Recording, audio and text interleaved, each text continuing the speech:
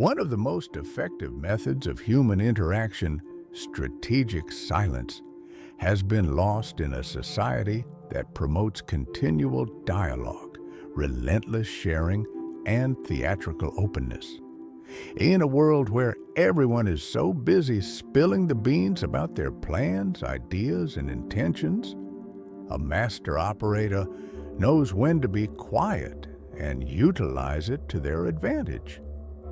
Machiavelli, a political theorist and philosopher from Florence in the 16th century, had a better grasp of this principle than the majority of his contemporaries.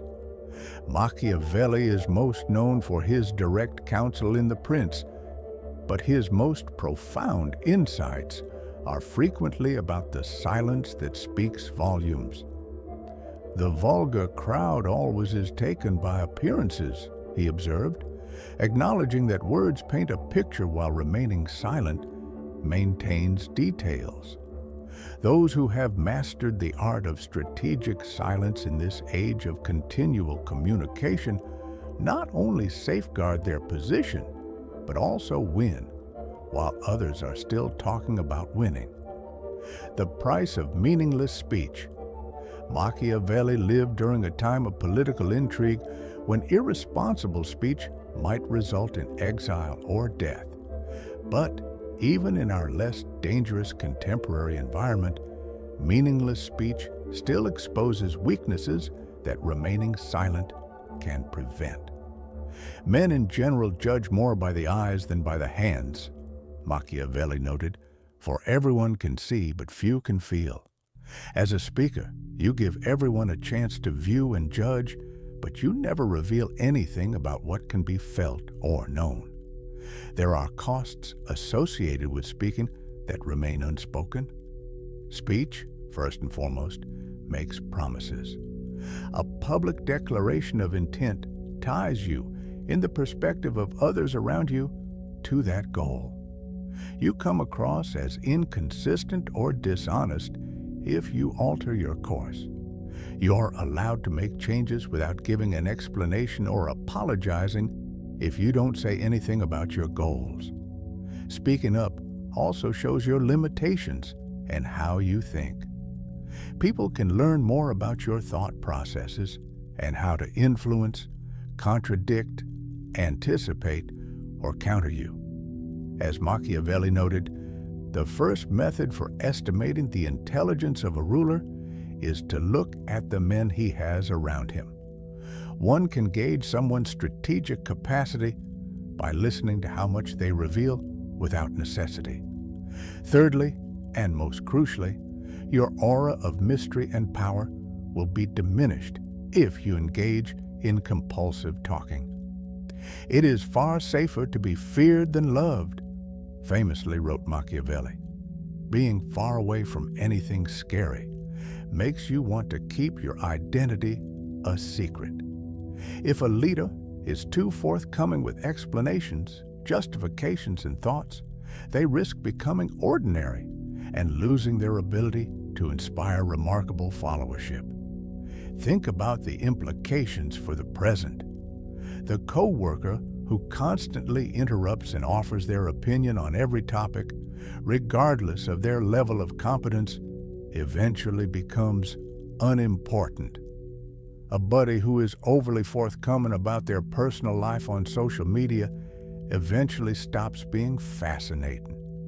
When a negotiator offers concessions to break awkward silences, they give up some of their leverage. A leader who takes criticism personally will only serve to elevate their detractors and bring their own status down.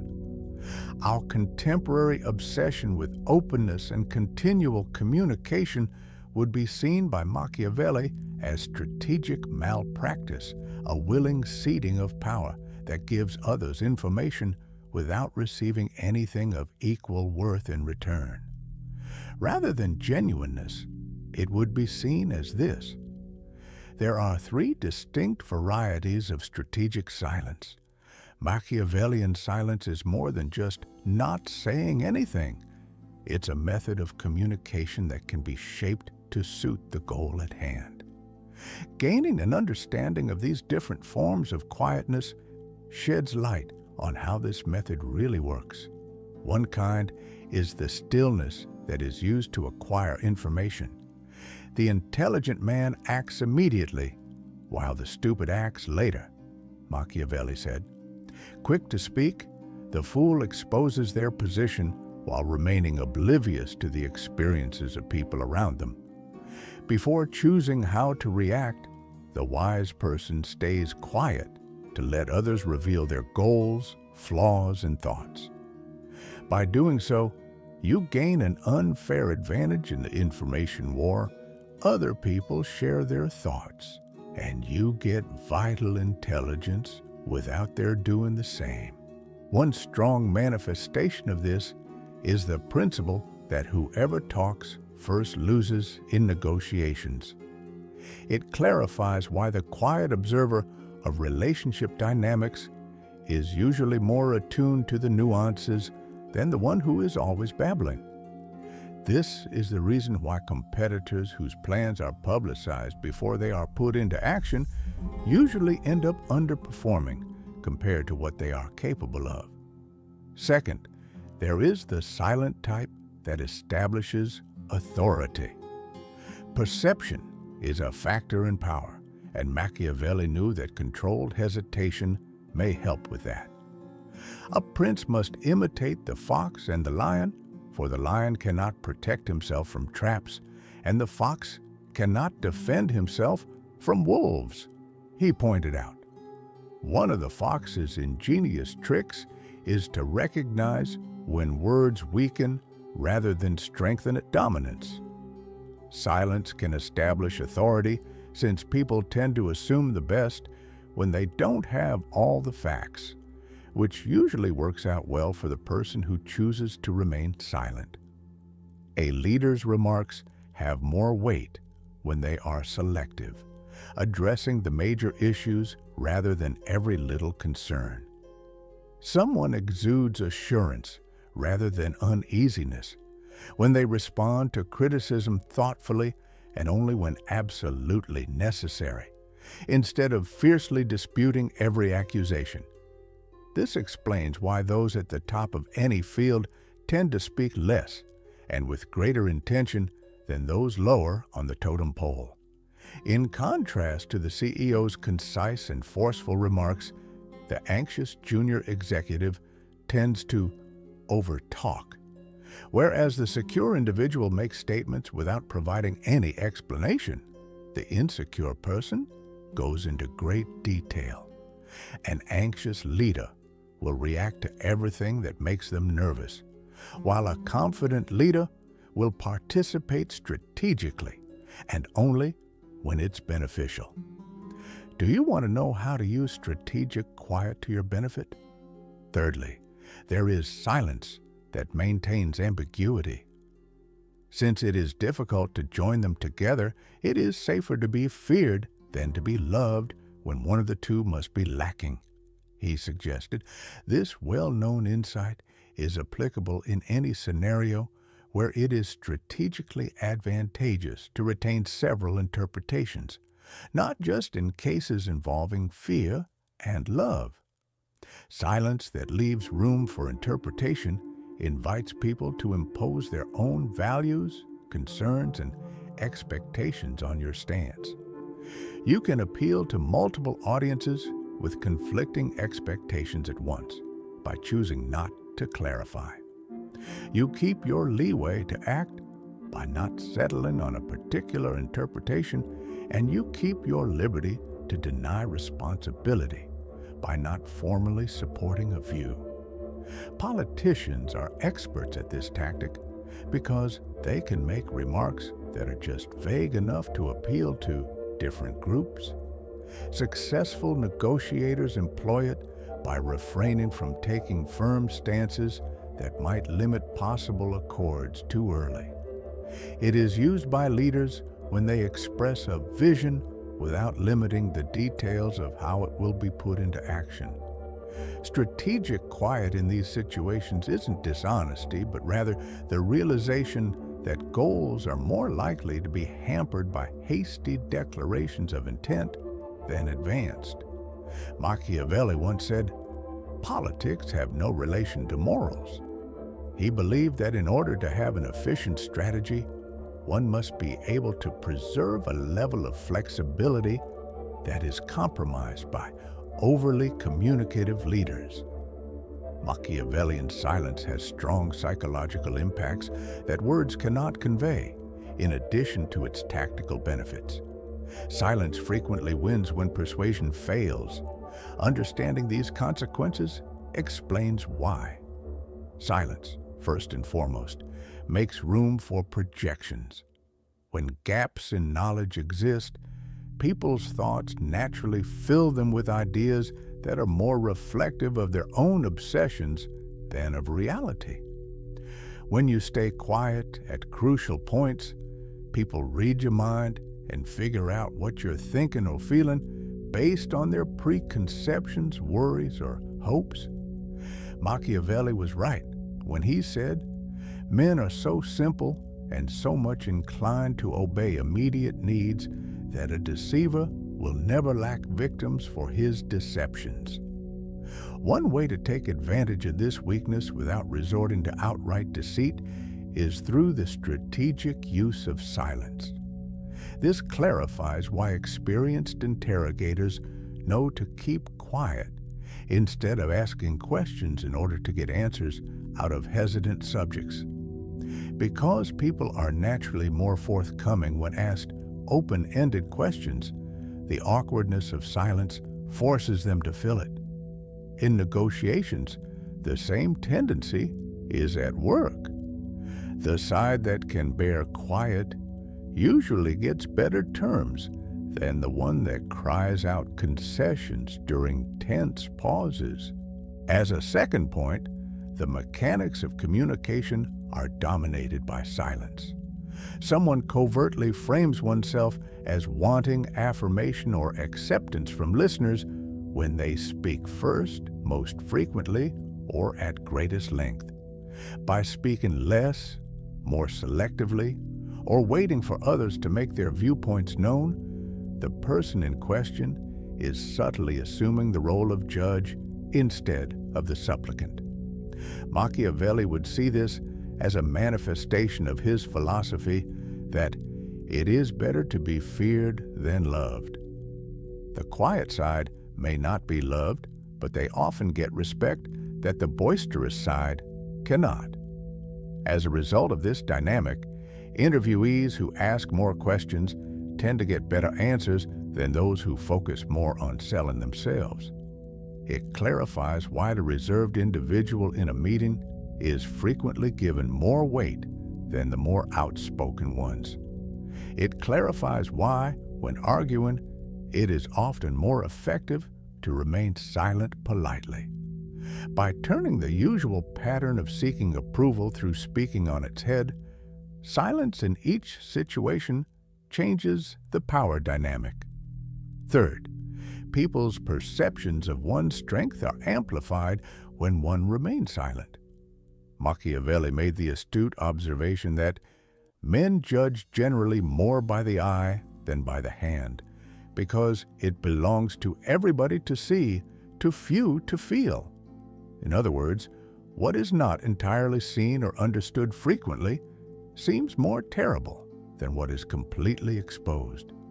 Any individual can become average if they share their thoughts, motives, insecurities, and plans with everyone. Selective disclosure allows the revealer to maintain an air of mystery, which in turn enhances their perceived talents. Think about the circumstances in which this functions as a leader. By breaking down their thought process into its component parts, a leader removes any mystery from their position and encourages followers to believe in their own abilities. The leader who keeps the deliberation processes secret while sharing the results keeps their authority by keeping a shroud of mystery around them. This has nothing to do with lying, but rather with seeing that One of the keys to effective leadership is fostering a sense of superior capacity in others. There is a perilous attraction to being open and honest in today's society, which views quiet as a sign of suspicion and openness as an absolute virtue. Just be authentic. That's what is advised. This well-meaning piece of advice goes against Machiavelli's strategic thoughts regarding influence and power. Share your truth, communicate openly. Machiavelli stated, "The promise given was a necessity of the past. The word broken is a necessity of the present." Acknowledging that staying committed to previous promises can hurt current goals. Exactly this type of binding a voluntary restriction on future activity in pursuit of present authenticity is demanded by the modern fetishization of transparency. Not that I'm suggesting someone be dishonest. Instead of outright lying, Machiavelli advocated selective disclosure, or disclosing information that helped achieve goals while keeping other information hidden. "Never attempt to win by force what can be won by deception," said the expert. What this means in modern times is that you should never try to win something by revealing too much information when you may win it by strategically remaining silent. There are a number of settings where the transparency trap shows up. It manifests as the inclination to divulge negotiation positions before comprehending the other side's limitations, to share unfinished works before they are ready for review, or to speak in meetings without fully developing one's views. In interpersonal interactions, it manifests as revealing too much emotional information too soon, making needless confessions of past mistakes, or divulging too many details about future plans that are still up for grabs. These actions would be seen by Machiavelli as strategic blunders that give up power without gaining anything in return, rather than genuine displays of genuineness. Instead of amplifying their power, a transparent person becomes ordinary, predictable, and manipulable. Modern standards of communication, which equate quantity with quality and transparency with genuineness, are challenged by this viewpoint. A Machiavellian communicator does not speak for the sake of self-expression, but rather to forward predetermined goals. They don't want to trick anyone, but they want to keep their options open. Quietness is not a sign of insecurity, but of strategic restraint on their part. How can we put Machiavelli's strategy of quiet into practice today? What does silence discipline entail? The point isn't to withdraw from society altogether. Rather, it's to learn self-control and speak up only when doing so will help you achieve your goals. To begin, try out an information asymmetry scenario. Make sure you grasp other people's perspectives on any important issue before expressing your own. Refrain from interrupting with remarks and instead focus on asking questions to get to the heart of the matter. Machiavelli said, "The lion cannot protect himself from traps, and a fox cannot defend itself from wolves. One must therefore be a fox to recognize traps and a lion to frighten wolves." The fox's tactics include being quiet while gathering information. Knowing the other side's real limitations and objectives is usually more important than stating your own. Hence, this strategy works well in negotiations. In the same way, it's important to understand your co-workers' worries and goals before taking a stand so you may avoid confrontation and have more influence. Secondly, when clarity would restrict possibilities too early, develop strategic ambiguity. This doesn't imply being intentionally vague, but rather keeping things open-ended by not getting too technical.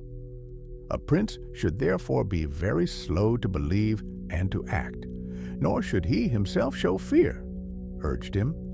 This hesitancy to commit protects the liberty to act. This can imply outlining goals and a path to achieve them in a leadership role, but leaving specifics about how to get there up for grabs. When it comes to personal relationships, it could mean being open to different pathways while yet committing to common goals. It would include keeping one's strategy under wraps while one's competitors divulge theirs in a competitive setting. Third, learn to be at ease while you are silent, which is a powerful attitude. In an effort to fill awkward silences, most people reveal more than they meant to or make unneeded concessions. There is much benefit in learning to welcome these moments as they are, rather than trying to fill them. When negotiating, this shows up as not anxiously trying to qualify or soften your stance after presenting it, but instead letting silence follow. When arguing, it seems like you listen to criticism entirely before answering, instead of jumping in with your own defenses. It becomes apparent in leadership as making decisions without providing needless explanations, believing in the decision's ability to stand on its own. The strategic whisper, "Quiet is more effective than loud," when it comes to achieving one's goals, according to Machiavelli's technique of quiet. The expert at this method doesn't keep everything under wraps, but rather uses a deliberate contrast between the public and private aspects of their work.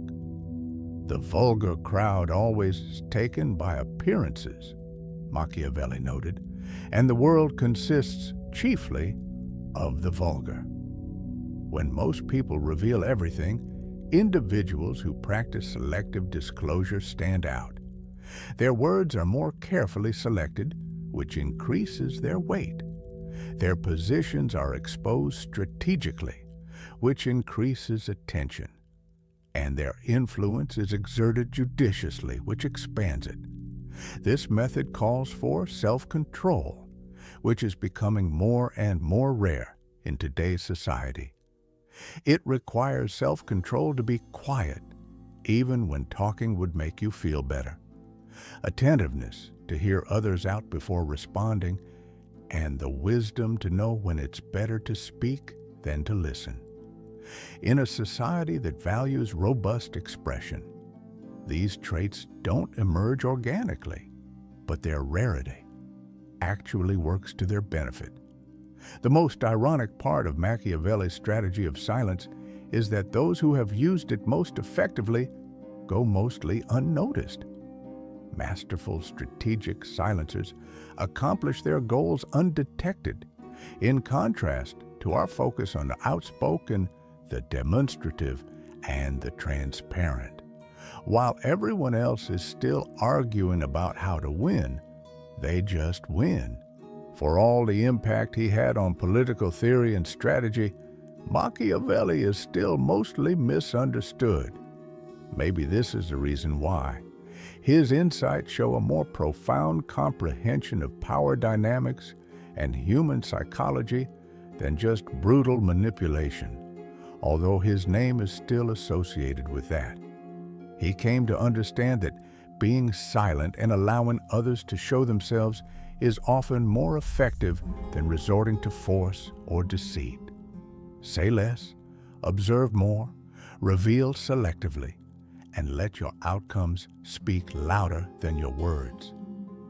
This is Machiavelli's paradoxical approach to influence in this day of information saturation, opinion overload, and obsessive sharing.